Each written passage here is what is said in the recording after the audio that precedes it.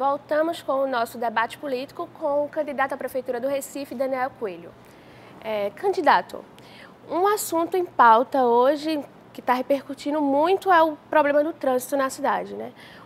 No governo atual, houve algumas reformas, como a construção do viaduto Capitão Tenudo e aquela reforma na Avenida Conde da Boa Vista. Como o senhor analisa essas reformas e quais as suas propostas, né, caso seja eleito? A questão do trânsito e mobilidade ele precisa ser enfrentado no primeiro momento com uma mudança cultural. Hoje, 500 mil carros circulam na cidade do Recife diariamente, vamos chegar até 2020 a 1 milhão de veículos. Então não tem saída com o carro, com o veículo individual, é impossível. Precisamos sim ter um planejamento de cidade, precisamos pensar a cidade de forma global, não adianta essa coisa da intervenção local, da intervenção pontual, essa é a coisa que eu tenho chamado da síndrome do bombeiro, você tem um incêndio que vai lá e tenta apagá-lo. Isso é o que aconteceu agora nesse binário da Zona Norte. Ali foi feita uma intervenção pensando em um trecho, em uma rua. Quando você pensa em um trecho, você só faz adiar o engarrafamento. Ele está numa esquina, você manda para outra. A gente tem que ter esse pensamento de cidade e olhar ela como um todo. Então, esse compromisso, transporte coletivo, esse é inevitável, todos os candidatos estão falando.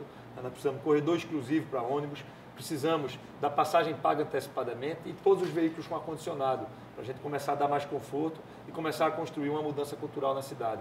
A rede integrada de ciclovia. Não adianta fazer ciclovia isolada agora, estrada de encanamento de novo, foi feita lá uma ciclofaixa. Mas não adianta você andar 1 quilômetro de bicicleta, você tem que interligar a cidade. Tem que fazer a estrada do encanamento ligada a Rui Barbosa ligada a Conde da Boa Vista, Conde da Boa Vista é Herculano Bandeira, Domingos Ferreira, ou seja, a cidade como um todo interligada por uma rede de ciclovias. Calçada tem que ser prioridade e não pode ser só no discurso. Você citou agora o viaduto Capitão Temudo, que foi inaugurado recentemente, e a gente tem batido bastante nessa tecla. Quer dizer, os candidatos agora dizem que calçada é prioridade, mas fizeram a reforma do Capitão Temudo, a sua ampliação, e fizeram um viaduto sem calçada. Quem mora nos bairros de Joana Bezerra, Coelhos, naquela região da Licoque, e vai à praia caminhando, domingo vários vão andando, não consegue ir. Quer dizer, como é que você tem uma cidade que não permite o cidadão andar? Como é que você quer falar em mobilidade se as pessoas não podem nem andar no Recife? Então temos que resgatar a responsabilidade das calçadas, falar dessa integração e do planejamento de longo prazo, porque o Recife ele tem um plano diretor que foi aprovado em 2008. O plano diretor foi aprovado sem o capítulo de trânsito e mobilidade. Como é que você faz e planeja que a cidade tem que crescer e você pode construir em Casa Amarela ou no Ibura e não pensa como as pessoas vão sair de lá? Então a gente precisa ter o planejamento do longo prazo, precisa pensar a cidade de forma global e integrar transporte coletivo, calçadas, ciclovias e também as hidrovias, fazendo aí um novo sistema de transporte que não priorize mais o carro. Obrigada. Candidato, responde a pergunta agora do jornalista Manuel Guimarães. Candidato, nesses pouco mais de 2 meses de campanha, a gente viu a Prefeitura fazer 2 intervenções de trânsito numa mesma área que foi ali na Zona Norte, que foi a questão do binário, que já foi feita e 3 semanas depois de tanta reclamação, por a população achar que não houve nada, vai ter uma nova intervenção, foi anunciada uma nova intervenção, até reclamando inclusive da ciclofaixa. Até a ciclofaixa foi retirada, enfim, ou ia ser. Como é que o senhor está vendo essa discussão em meio ao foco eleitoral?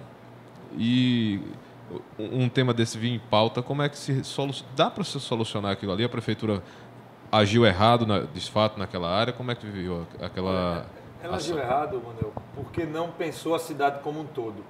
Na ânsia, no final de governo, de querer dar alguma resposta à sociedade, tentaram fazer ali uma intervenção para dizer que estão preocupados com a mobilidade. Se eles estivessem preocupados com essa questão do trânsito e mobilidade, o Recife não estava no caos que está. Não tinha em 2008 feito um plano diretor sem o capítulo de planejamento de trânsito e mobilidade. Então, o grande erro dali não é a ciclofaixa ou ter feito a inversão do trânsito para que ela fosse uma única. O erro é não ter planejado a cidade como um todo. Eu não posso estar olhando para uma rua, para uma via, para um bairro. Eu tenho que pensar o Recife. Eu tenho que compreender o fluxo de trânsito da Zona Norte, eu tenho que ter origem, eu tenho que ter estudo de origem e destino das pessoas para fazer intervenções pensando num sistema de transporte para a cidade. O erro é o olhar pequeno, o olhar pontual. Toda vez que o olhar é pontual, ele termina não resolvendo o problema do trânsito. Ele pode resolver aquela esquina, mas não vai resolver o problema de trânsito do bairro. Então, esse é o grande erro. Não tem, a ciclofaixa ali, ela deveria estar fazendo parte de um sistema integrado de ciclovias para toda a cidade do Recife. Pode até começar pela estrada do encanamento, mas você tem que ter o planejamento da cidade como um todo. Fazer trecho isolado não é solução. Então, o grande erro ali é esse pensamento pontual, né, de não pensar a questão do trânsito, né, de uma forma geral, contemplando a cidade do Recife, e não uma rua, uma via ou uma esquina. Com a palavra, a jornalista Ana Luísa. Daniel, a gente publicou recentemente no Diário de Pernambuco uma matéria sobre os pontos fracos dos principais candidatos a prefeito do Recife. E, na palavra do cientista político, ele ressaltou que, no caso de Humberto Costa, o problema seria o desgaste natural pelos 12 anos do partido. E aí as críticas seriam nesse sentido. No caso de Mendonça Filho, seria a falta de apoio, uma candidatura isolada que não tem prosperado por causa dessa questão. E no seu caso, no caso de Geraldo Júlio, a questão de não ter assumido não estar à frente de um cargo como prefeito ou governador, ou outro, apesar de você ter a experiência de deputado e ele como secretário. Que tipo de característica pode ser que se você se define que tenha, que possa superar essa deficiência de não ter uma experiência à frente de uma gestão, né? Porque a gente tem visto que as ideias têm sido apresentadas, mas que eles apontam isso como uma deficiência. Na verdade, se colocar aí hoje os 3 candidatos que estão à frente, e nenhum dos 3 foi chefe de executivo. Eu tenho experiência parlamentar, fui vereador do Recife 2 vezes, deputado estadual. Humberto também tem suas experiências parlamentares, no executivo apenas em funções, em cargos comissionados, mas não à frente de chefe do executivo. Muito menos tem o candidato do PSB, que nunca disputou a eleição. Tenho experiência administrativa na iniciativa privada, tenho formação sólida nessa área, sou administrador formado pela Universidade de Pernambuco, com mestrado na Inglaterra, também na área de administração. Então, inclusive, iniciei minha vida como administrador, não como político. Essa é a minha profissão, a minha formação é de administrador. Eventualmente hoje sou político, eventualmente hoje sou deputado, sou candidato a prefeito da cidade. Mas minha formação é no campo e na área administrativa, e acho que a experiência, inclusive, que adquiri, não só na iniciativa privada, mas a experiência que adquiri na política, permite que a gente consiga hoje enxergar a cidade com outros olhos. O que o Recife precisa não é especificamente de um técnico. O que o Recife precisa é de alguém que lidere a cidade, que traga experiências, que aponte caminhos, que tenha e exerça essa função no campo da política.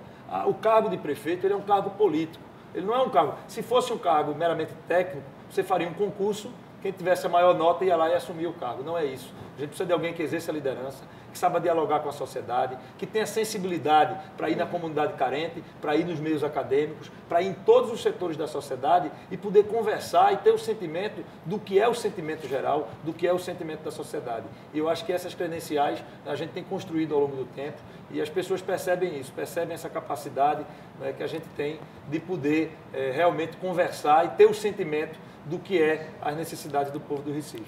Obrigada, candidato, pela participação, e o senhor tem agora a oportunidade de dar suas considerações finais. Queria agradecer, Daiane, agradecer a você, a Ana Luísa, a Manuel Guimarães, ao professor Marcos Araújo, a todos vocês da ESO pela atenção, pelo convite, pela oportunidade. Eu espero que esse ano as pessoas façam uma reflexão na cidade do Recife.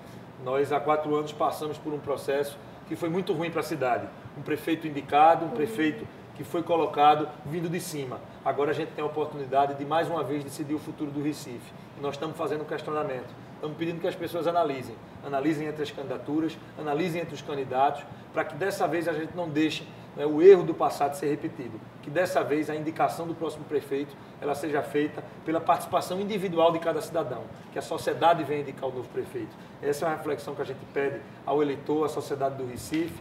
Então, eu não tenho dúvidas aí de que ao longo dessa campanha nós vamos ter outras oportunidades de estar fazendo esses questionamentos, apresentando nossas propostas, e estou muito confiante realmente em tudo que a gente está construindo. Só tenho realmente a agradecer o apoio e a oportunidade por estar aqui. Chegamos ao final do nosso debate. Agradecemos ao candidato Daniel Coelho pela participação e também aos jornalistas Manuel Guimarães e Ana Luísa Machado. Agradecemos também a você, telespectador. Obrigada.